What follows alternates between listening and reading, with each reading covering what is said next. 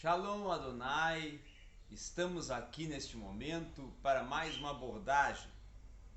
E nesse momento, claro, nessa oportunidade, a abordagem é dentro da teologia pentecostal, que, ao contrário do que muitos pensam e defendem, que os pentecostais não têm teologia, que são fracos teologicamente, nós temos sim teologia. Eu venho até refutar e confrontar a esses que dizem e que postulam e pressupõem que nós pentecostais não temos teologia, que nós pentecostais temos teologia. Uma teologia de âmbito bíblica, primeiramente, uma teologia fundamentada em uma hermenêutica que é coerente com o cânon das Escrituras Sagradas, e uma teologia que tem todo um desenvolvimento histórico, não a partir somente do século XIX, mas desde lá dos primeiros, vamos dizer assim, anos, né?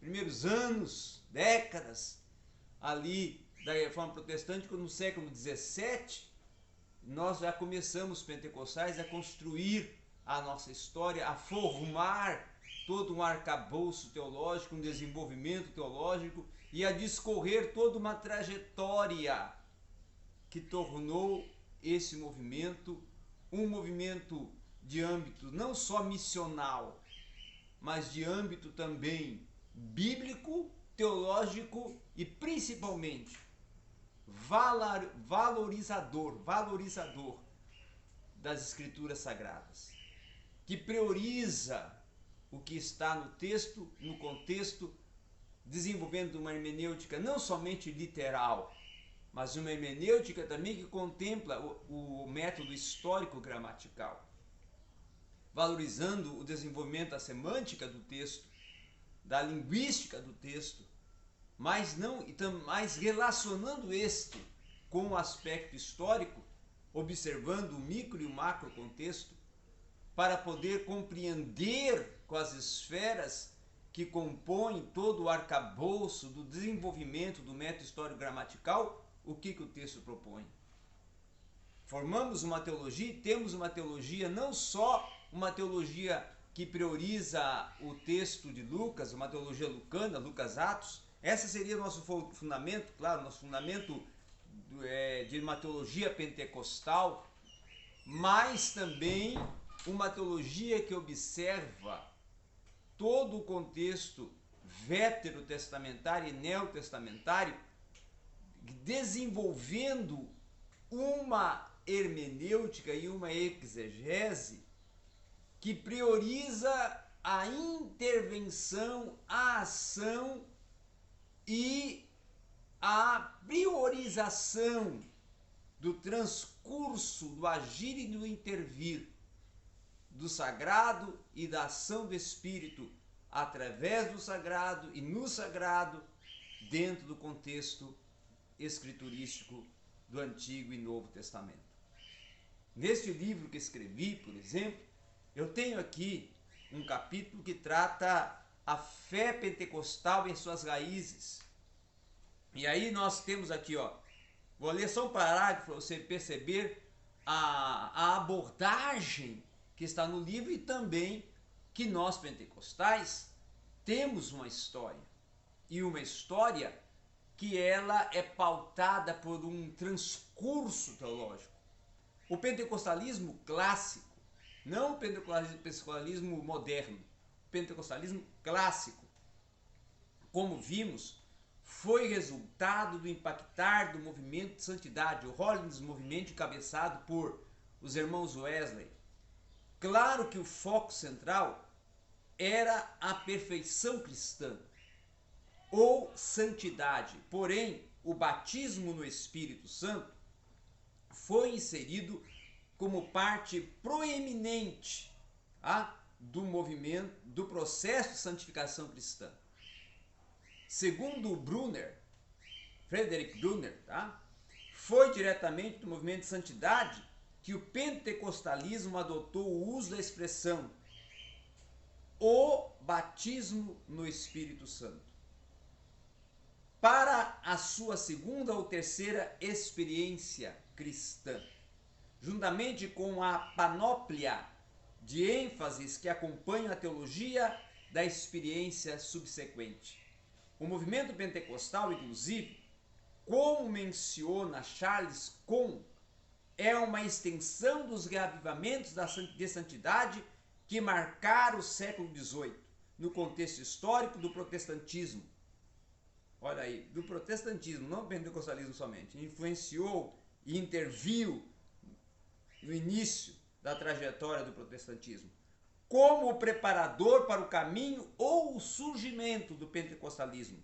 Assim, as influências de Wesley, Fletcher e Finney, sim, Charles Finney, foram responsáveis por causar no século XVIII os primórdios de um identitário pentecostal. Então nós temos uma identidade, nós temos todo um desenvolvimento histórico, nós temos toda uma trajetória de até uma formação de postulações de cunho acadêmica.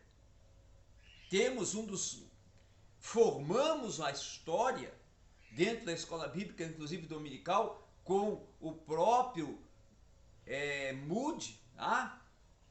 E o próprio Moody, que não só foi o promovedor de um grande avivamento através da escola bíblica dominical, mas que também promoveu e criou um dos maiores, dos mais expressivos seminários pentecostais, que foi o seminário de Moody, tá? Que surgiu ali grandes expoentes, o Instituto de Moody, que surgiu grandes expoentes dentro da teologia pentecostal e fundamentou a teologia pentecostal, porque nós podemos dizer que Moody foi um grande, vamos dizer assim, promovedor de uma ampliação da teologia pentecostal, não é? Nós temos também dentro desse contexto, e eu não quero aqui me delongar, só explorar um pouco o que está tratando esse livro, o que eu escrevi aqui, o Pentecostal Hermenêutica, tá? Que a teologia pentecostal, esse é num capítulo que eu escrevo, no subtópico do capítulo 2, que eu escrevo sobre as perspectivas teológicas da hermenêutica pentecostal. Tá? Dentro dessas perspectivas teológicas da hermenêutica pentecostal, a teologia pentecostal, ela tem uma ênfase sobrenaturalista, mas não é contrária à razão humana, conforme é esclarecido pelo próprio teólogo brasileiro Kenner Terra sobre o pentecostalismo ao dizer: é contrário ao cientificismo naturalista. Não desqualifica o lugar do saber humano sobre a realidade, mas permite saber que o sobrenatural, ao despeito de não ser enquadrado ao paradigma moderno, é outra forma de acesso ao mundo e ao conhecimento da fé. Aí, ó. Nós não estamos abolindo a razão. Nós não estamos extinguindo a razão. Muito pelo contrário. Temos grandes desenvolvimentos de teólogos em todo, não só o continente latino-americano, como o continente americano e europeu, que promovem a teologia pentecostal com grandes abordagens de cunho científico e racional.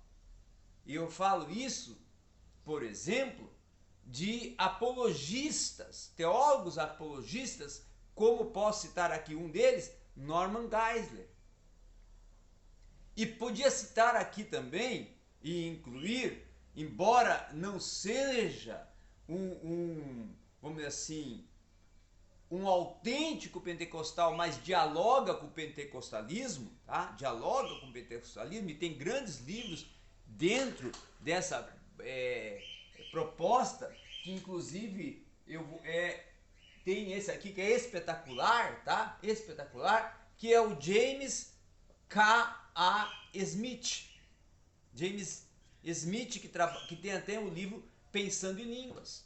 Então, o pentecostalismo tem abordagens racionais, tem teologias de desenvolvimento acadêmico, tem composição de cunho acadêmica, tem pensadores que sabem defender e explorar o cânon das escrituras com perfeição, como o próprio Gordon Fee, que é um grande hermeneuta, um célebre hermeneuta no contexto do discorrer e interpretar as escrituras sagradas.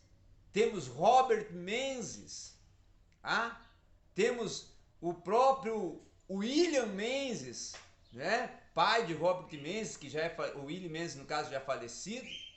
Temos o Stanley Orton, também já falecido, mas que atua e até hoje, através do seu legado, na composição da teologia pentecostal. Temos o contemporâneo Rodman Williams e outros que eu poderia aqui encabeçar.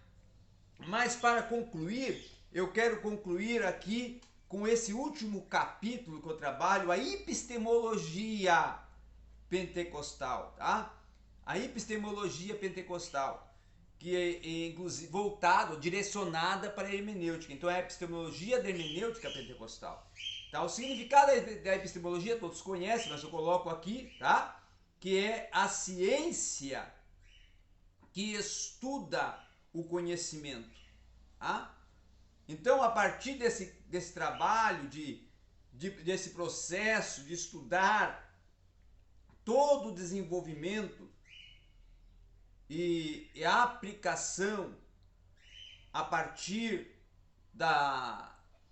do cognitivo, da construção do saber e do conhecimento dentro do cognitivo do ser humano ou do homem, a epistemologia dentro do ambiente pentecostal, ela não somente ela explora não somente o pensamento e a cosmovisão pentecostal, mas também particularidades para entender e compreender o que os pentecostais vão concebendo dentro do seu próprio ambiente, da sua própria esfera do pentecostalismo clássico e moderno.